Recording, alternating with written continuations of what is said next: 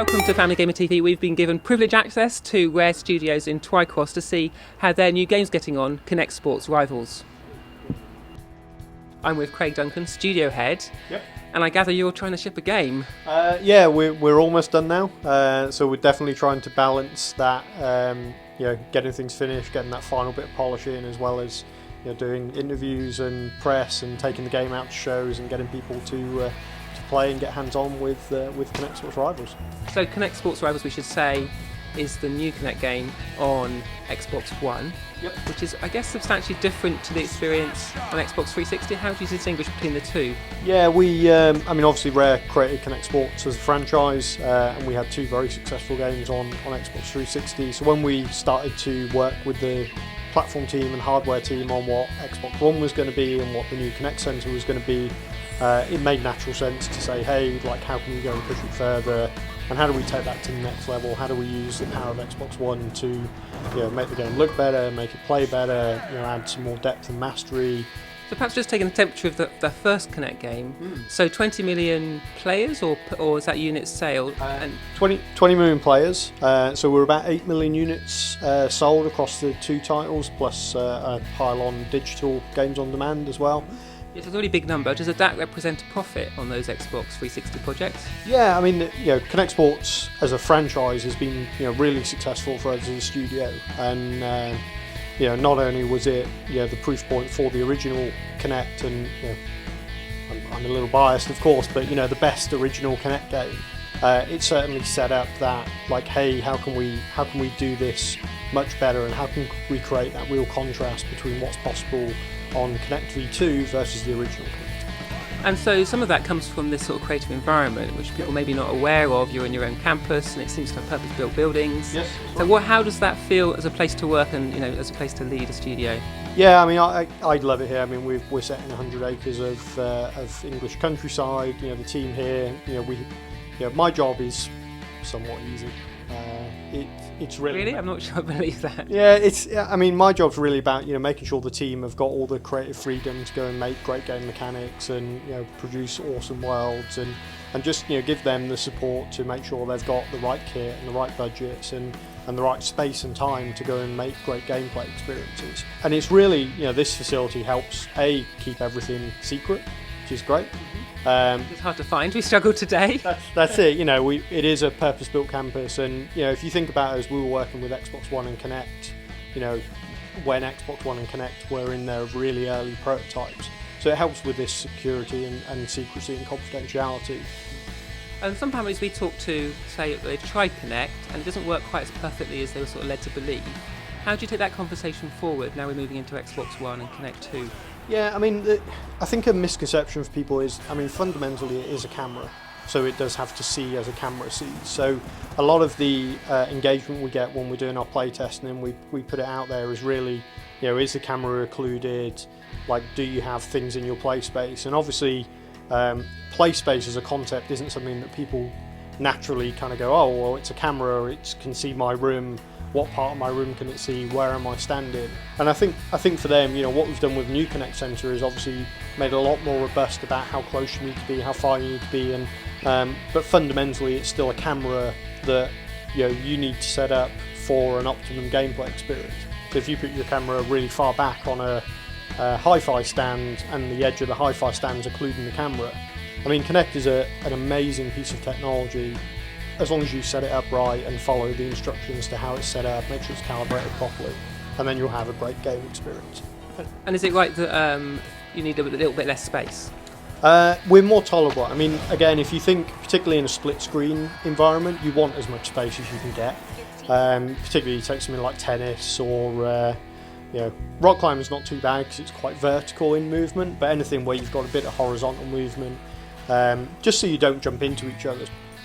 As we continue to evolve it, we see different levels of engagement in that. So when we offer, we do a kind of weekend social activity and we offer a new prize, we actually see engagement and we can run those competitions through our community and through our social channels, and we actually see more players engaged there and we get more feedback on that.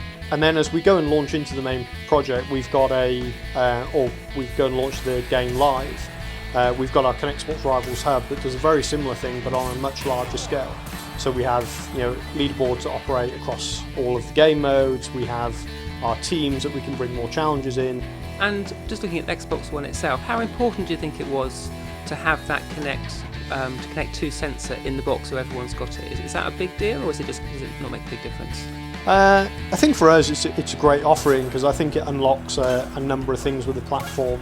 So voice command, and you've seen it in all the invitation commercials.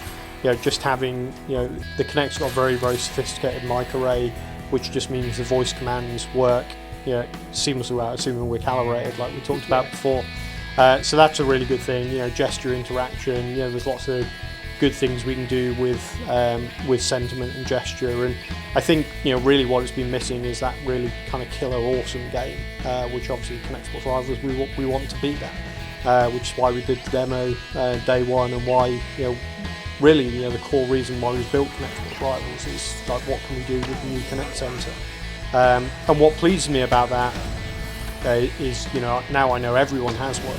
It's really a case of people should go and buy and engage with Xbox Rivals to go and see what that sensor can do. And just finishing off, what would your advice be to a family who's had maybe a poor experience for whatever reason with the Kinect Sports on 360? What would you say to them to get them into Kinect Sports on Xbox One? So I think there's I think the easy answer to that would be go buy the game, but there's a reason to go and buy it. Yeah, absolutely. I mean, there's we do have a highly social experience. It's great fun when people play together. Definitely download the pre-season demo and try it. That's why we put demos up there.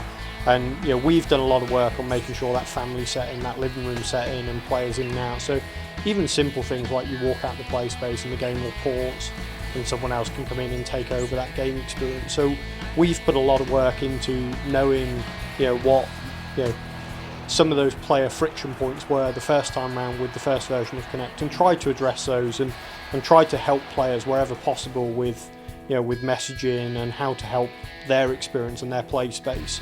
And what I hope, because ultimately it's about the experience players have, I hope people when they go and play it really kind of feel that, and it should the friction. We never want any of our customers to have a bad experience, so hopefully all that work we've put in will make it work better and be friction free, and hopefully work in their environment so they can have a great experience. As I understand it, Kinect Sports Rivals is a PEGI 12. Now I don't remember what Kinect Sports was on 360.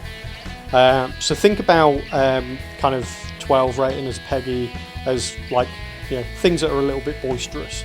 So obviously in rock climbing, rock climbing is an awesome experience, and everyone we put in front of it has great fun, whatever your age. And we do have this cool mechanic where you can grab someone by the back of their shorts and pull them off the rock face, and they don't get hurt because they're made of pixels, because they're a video game character, and they just pixelate and fall, and then they appear back on the rock face. But when you have those kind of competitive dynamics, particularly when you can do things that affect your other player, then that's what tends to change something from a 7 to a 12. But we are definitely family friendly, and I think our US rating is E10. So I think anyone with kids kind of 10 and up would definitely I think love our game and be really engaged with it. There's not really a 10 rating in PEGI, so I think our nearest 10 is 12. So that's just kind of where that's fallen. But we're definitely family friendly. There's nothing in our game that wouldn't be family friendly in that way. And of course, there's the descriptions on the back of the box if parents want to find out more about that PEGI 12 rating. Yes. So they can read up as well. Yes, of course. And we are absolutely family friendly. Thanks a lot. Looking forward to getting hands on with the game at home. That's all we've got time for today on Family Gamer TV.